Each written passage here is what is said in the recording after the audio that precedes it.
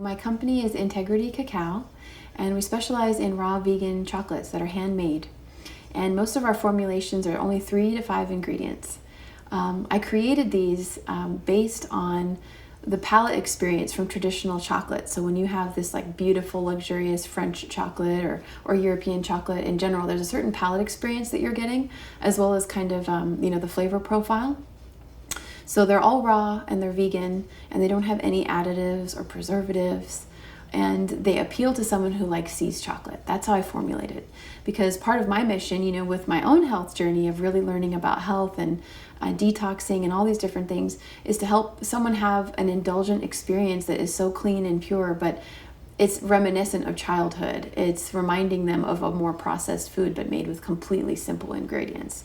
So we're using, it's organic fair trade cacao. It's sourced from Ecuador, and it's a very special, particular species of cacao. It's jungle harvested, so it's not coming from a farm. So when we talk about that concept of terroir, that's really how I'm starting at the base level. The foundational level of my formulating is the sourcing of all of the ingredients. So that everything can be therapeutic or medicinal in quality, but it just tastes and feels so amazing that, it's hard to believe that it's healthy, but we truly are doing our best to strive to make healthy chocolate for people. So we only use the cacao, and we use maple syrup to sweeten. We don't use any soy. So we do use cashew cream for some of our formulations for a beautiful, creamy, decadent texture.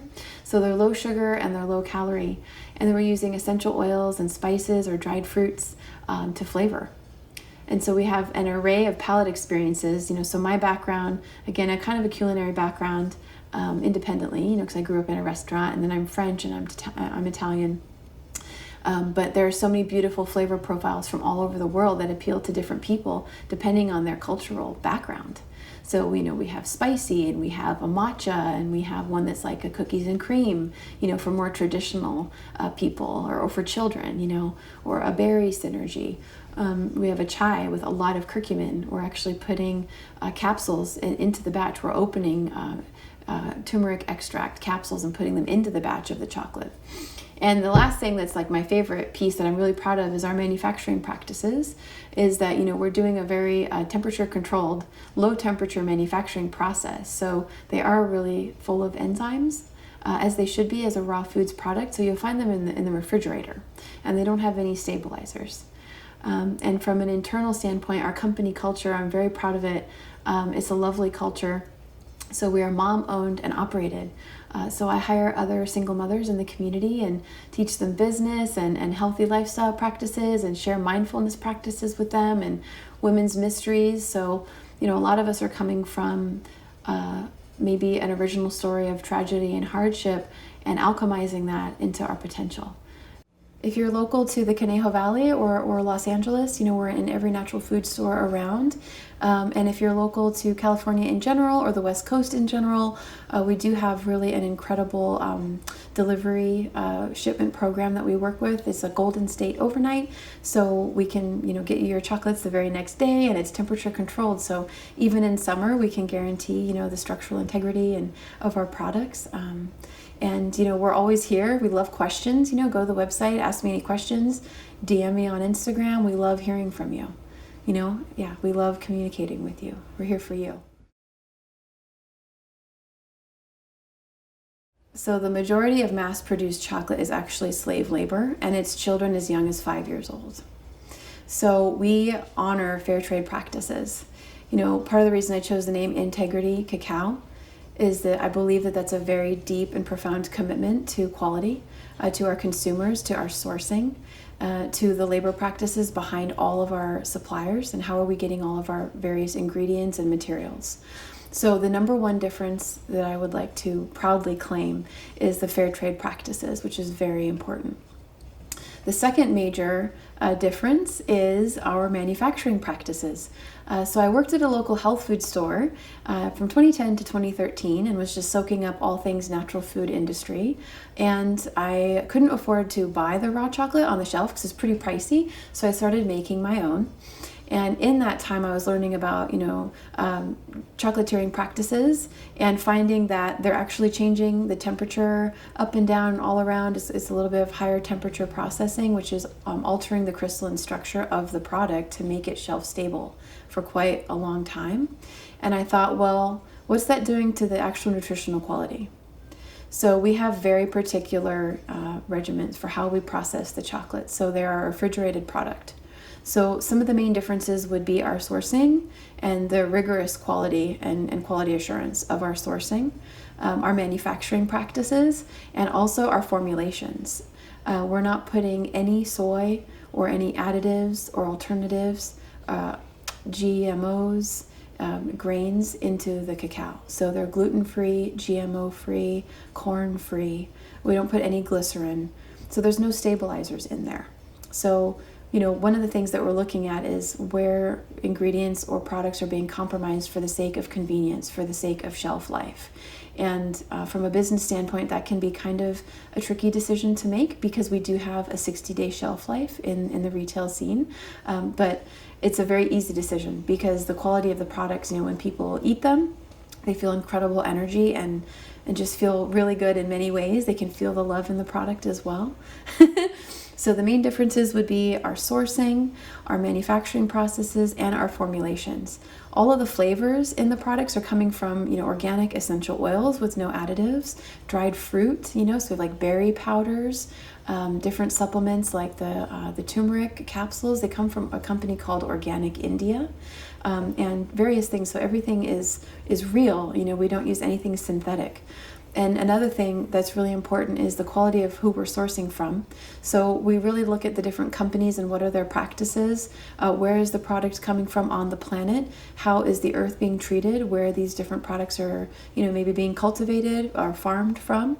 So we're really looking at, big picture, all the way down to the end product, which is you, the consumer, hopefully just loving what we do, savoring what we do. And internally, also our company culture, we're very proud of that. It's a very mindful company culture, very progressive.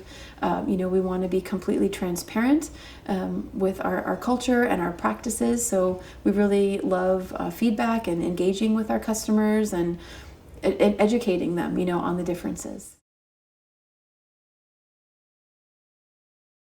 And can you talk about the process of how you make your chocolate?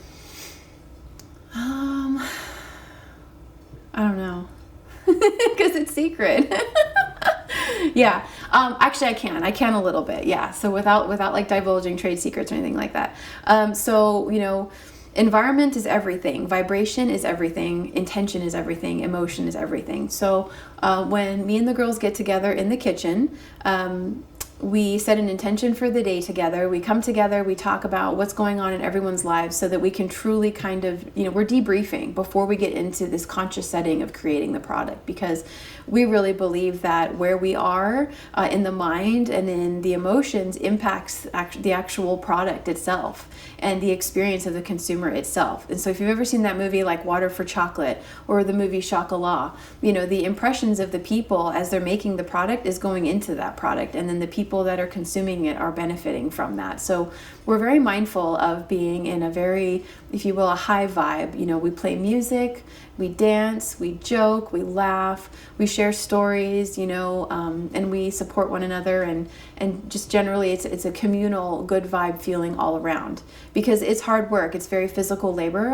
when we're manufacturing. We're hand pouring, we're hand wrapping, and then packing. So it's a very rigorous and it's a long day.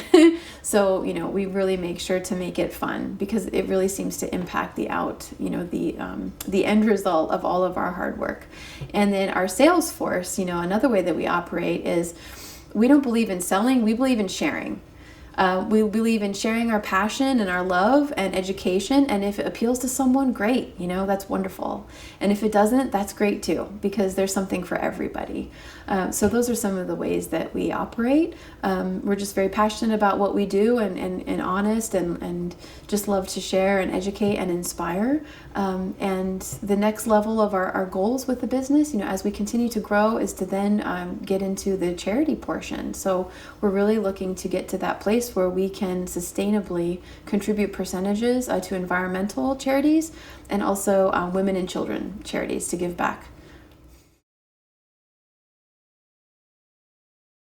Well, let's talk about what you mentioned, being conscious in terms of business, ethics and transparency. Can you share about that? Yeah, I love that. I'm really passionate about, conscious business and the new paradigm of business. So, the old paradigm was kind of maybe boxed in a little bit linear, only looking at the bottom line. And what's affected by the bottom line? A lot of times when companies cut corners, that impacts their quality of their products, maybe even the quality of their customer service and the retention or general overall happiness of their employees. So our company culture internally, we're looking at this as a family. We employ people in the community that may come from disadvantaged backgrounds but have a deep desire to improve their status, contribute to the betterment of society. So that's how we look for our hires, and we have internal training programs and mentorship programs to help these people. So it's not just a job for them. So nothing is face value. That's really the new paradigm of business. It's conscious business. It's multidimensional. So it's not just, plug in your time card and go on autopilot, do your job and leave. People come in here, it's a communal vibe. We take care of one another and one another's children, and we take that back home and it trickles down into the community. Another really important best practice for conscious business is to me, the ultimate success of a business is how are we supporting and giving back to our local community? How are we improving it from where we found it? So that's really important as well. The old vision of the pyramid, right? What do we think of when we see that pyramid? Well, there's an apex at the top where it's a single entity that's benefiting from a lot at the base. So my concept of the new paradigm of conscious business is that we're turning that pyramid upside down, and we have a point of creation, which is the intention of the company. And in all ways, what is the intention from a business standpoint, for the consumer experience, the internal employee experience. So we have a single point of creation, which is the intention behind why we do what we do, and that it impacts everybody. So the pyramid is upside down. It impacts everybody, and everyone benefits from that original goal.